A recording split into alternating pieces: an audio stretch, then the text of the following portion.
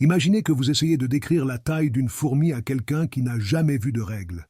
Vous pourriez dire « elle fait 5 millimètres », mais cela ne signifierait rien sans une définition commune du millimètre. En physique, c'est la même chose. Pour mesurer l'univers, nous avons besoin d'unités. Mais d'où viennent-elles vraiment? Et existe-t-il un langage de mesure universel, compris par toutes les civilisations possibles? C'est le mystère que nous allons explorer.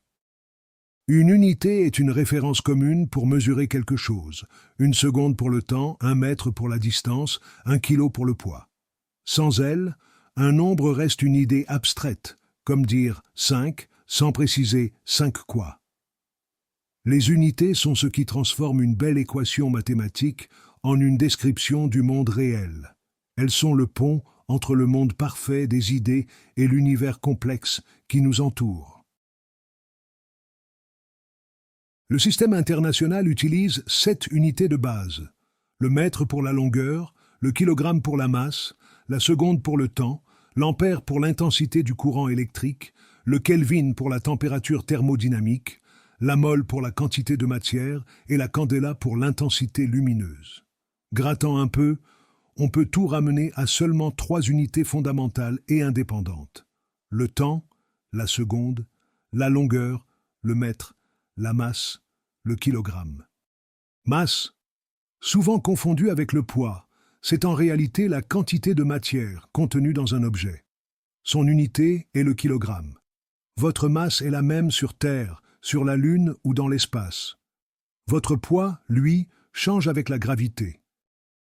Les autres unités, pour la température, le courant électrique, etc., peuvent toutes être exprimées en combinant intelligemment ces 3 unités de base avec certaines constantes naturelles, des nombres fixes qui décrivent comment l'univers fonctionne.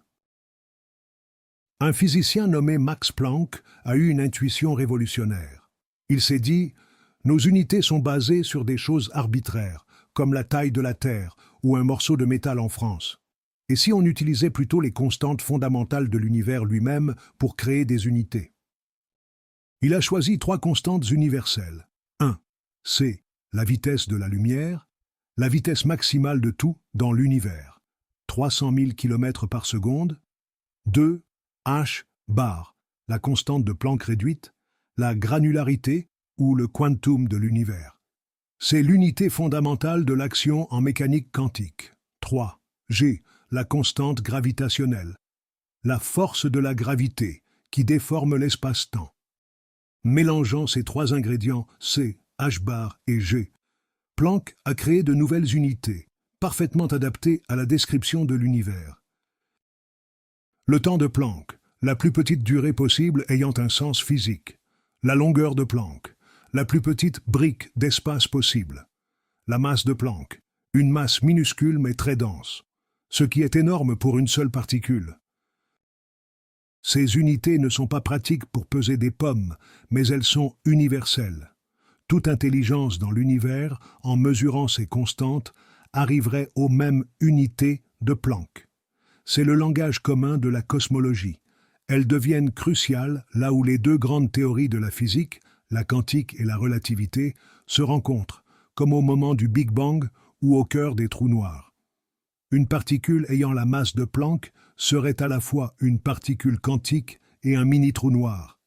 C'est la frontière ultime de notre connaissance. L'idée des unités naturelles ouvre des portes vertigineuses. Y a-t-il d'autres unités naturelles?